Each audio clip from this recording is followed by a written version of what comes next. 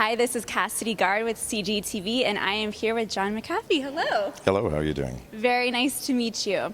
Now, I recognize your name instantly.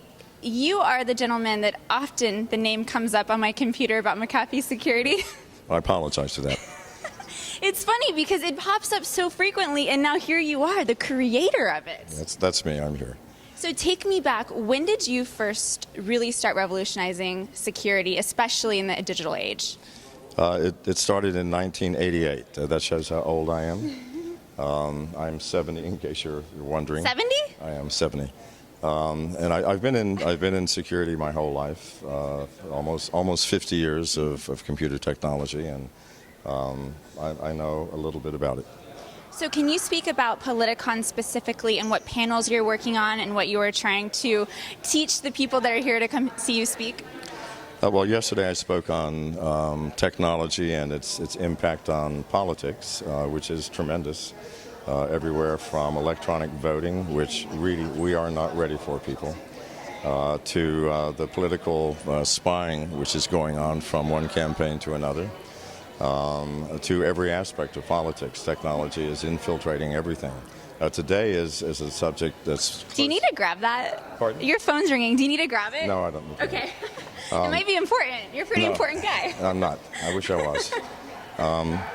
The panel today is on privacy and the government incursion into our privacy. We'll be talking, or I'll be talking, about the FBI and the San Bernardino telephone, and also the recent attempt by the FBI to get Congress to pass a law so that they could, without a warrant, engage in all sorts of espionage on us. Look at our web browsing history, our metadata, and we just can't live in a country where the government has such control and over our own privacy.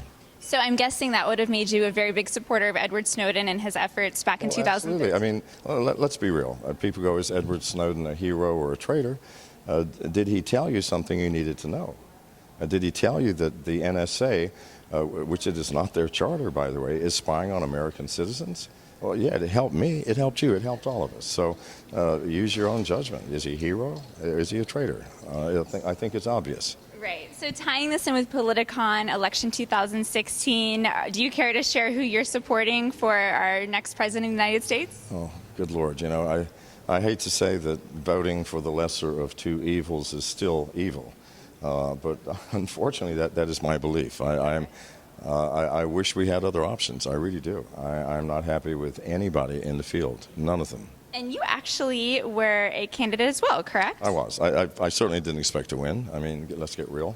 It doesn't matter. It's the fact that you went out. Well, I did go out. Yeah, I went out just to make some waves so that I could at least get some ideas out. You know, that we're living in a society where our government is turning into the SS. Really. You know, we are. Our bodies and our minds certainly belong to us. I mean, if they don't belong to us, who do they? Well, the government thinks that our bodies and our minds belong to them. It tells us what we can ingest and not ingest. We can't smoke weed. We can take alcohol, but even that, in the 1930s, you couldn't do alcohol because that was the bad drug, but it was okay to smoke weed. So it's an insanity that's invading every aspect of our government. So the government has become our mother and our father, not the servant that it was intended to be. I mean, government should be the servant of the people. We elect them. They represent us, but right. Don't they really represent themselves? Mm-hmm. Isn't it now a system of power?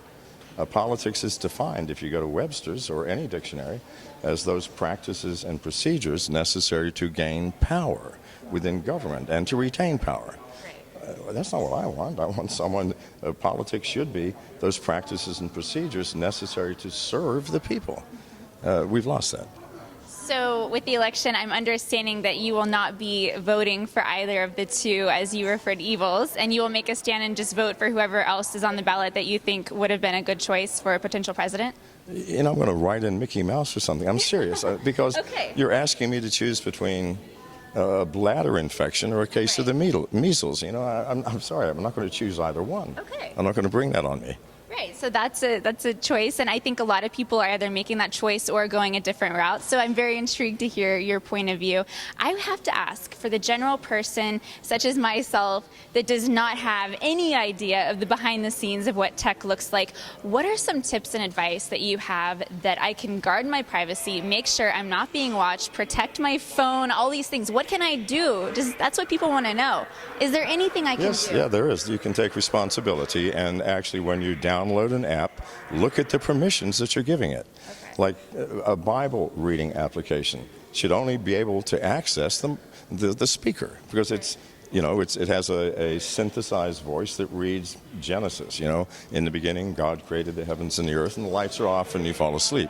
But if it also asks to read your emails, your contacts, your text messages, to turn on your camera, which many of them do, to turn on your microphone, then why are you using that app? It's clearly there to spy on you. And almost all apps are. So that's number one. Number two, if you get an email from someone you do not know, don't open it, hit the delete button immediately. Immediately.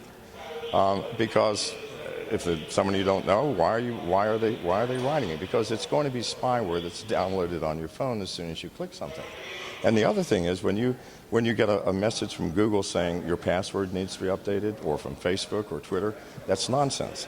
Twitter, Facebook, Google, no major corporation ever sends you an email saying, oh, something happened, we need you to re-input your password. Doesn't happen. If you do that, someone is going to be reading your mail within a few seconds. So these are tips that just common sense things that everybody can do. What advice would you have given to Hillary with her email debacle? Take a course on computers, I guess. It's been such a pleasure chatting with you. You have revolutionized. You're the man behind all of this tech invention with security, and especially with social media in the digital age. It's very important work you're doing. Thank you very much. Nice to meet you. Thanks for taking the time. Thanks for treating me, okay.